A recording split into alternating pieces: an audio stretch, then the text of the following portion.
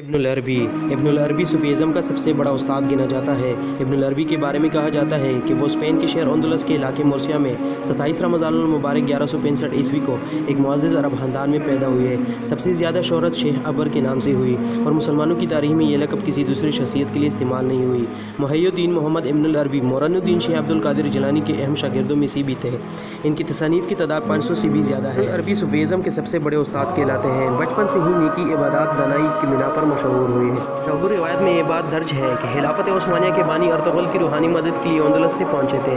شیخ ابن العربی نے خلافت عثمانیہ کے قیام میں اہم کردار ادا کیا اور مختلف مواقع پر ارطغرل غازی کی مدد کرتے رہتے تھے۔ ان کا مکمل نام شیخ اکبر محی الدین محمد ابن العربی الحاتم العطائی اندلسی تھا۔ ان کی سب سے مشہور کتاب الفتوحات المکیہ ہے جو 31 سال میں مکمل ہوئی۔ اس کے 560 ابواب اور 4000 صفحات ہیں۔ ابن العربی ابھی 8 برس کے تھے کہ مرثیہ پر موحدون کے قبضہ کر لینے کی وجہ سے ان کے خاندان کو ہجرت کرنی پڑی۔ لشکونا جو کہ حالیہ پرتگال کا دارالحکومت تھا وہاں پر پناہ لی۔ البتہ جلد ہی اشویلیہ کے امیر ابی یعقوب یوسف کے دربار میں آپ کو ایک معزز عہدے کی پیشکش ہوئی اور آپ اپنے خاندان سمیت اشویلیہ منتقل ہو گئے، جہاں پر ابن العربی نے جوانی کا زمانہ گزارا۔ اشویلیہ میں وقت کے نامور عالموں کے قدموں میں بیٹھنے کی سعادت ملی۔ دینی اور دنیاوی تعلیم کے حصول کے ساتھ ساتھ آپ کا بہت سا وقت صوفیاء کی خدمت میں گزرتا تھا۔ ابن العربی لکھتے ہیں کہ میں نے اس چیز کا مشاہدہ اپنے زمانہ جاہلیت میں کیا تھا۔ اس بارے میں بیان کیا جاتا ہے کہ وہ اشویلیہ کی کسی امیر گھر کی دعوت پر مدعو تھے جہاں پر ان کی طرح دوسرے ورثاء کے بیٹوں کو بلایا گیا تھا۔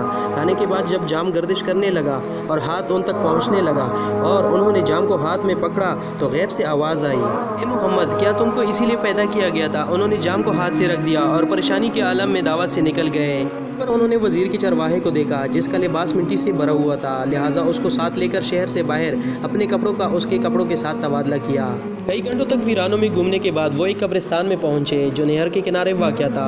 انہوں نے وہاں پر ڈیرا لگانے کا فیصلہ کیا اور ایک ٹوٹی ہوئی قبر میں جا اترے۔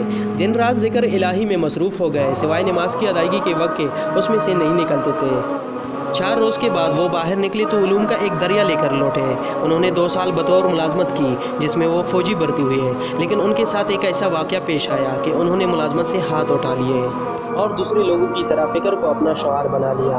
ابن العربی نے پہلی بار 590 ہجری میں اندلس کی زمین سے باہر تونس اور مراکش کا سفر کیا، جہاں ان کی ملاقات اپنے زمانے کے معروف صوفیاء کرام سے ہوئی۔ اندلس میں انہوں نے صوفیاء کرام کے تذکروں پر مشتمل اپنی کتاب لکھی۔ اس میں 55 صوفیاء کرام کا تعارف کرایا گیا جن کے ساتھ ان کا رابطہ رہا یا جن کے ساتھ ان کی شاگردی کا رشتہ تھا۔ اپنے روحانی درجے کے بارے میں وہ بیان کرتے ہیں کہ مسجد العزیب جو عین الجبل کے پہلو میں واقع ہے، انہوں نے عصر کی نماز کے دوران ایک نور کو دیکھا جو ہر چیز کو منور کر رہا تھا جو ان کے سامنے تھی، جبکہ وہ یہ تمیز بالکل کھو بیٹھے تھے کہ آگے کیا ہے اور پیچھے کیا ہے۔ چاروں طرف کی چیزیں ان کو دکھائی دینے لگی۔ اس قسم کا واقعہ ان کے ساتھ پہلے بھی ہو چکا تھا، لیکن اس وقت ان کو صرف سامنے کی چیزیں دکھائی دیتی تھی۔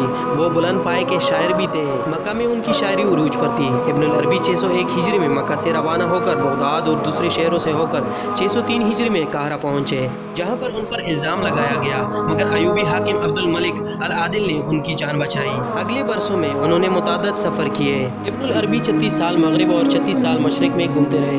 حضرت خضر علیہ السلام سے بھی ملاقات ہوئی۔ اسلامی تاریخ نے آج تک ابن العربی رحمۃ اللہ علیہ جیسا دوسرا شخص پیدا نہیں کیا۔ 620 ہجری میں انہوں نے دمشق کو اپنا وطن بنا لیا۔ وہاں پر انہوں نے 1240 عیسوی کو وفات پائی۔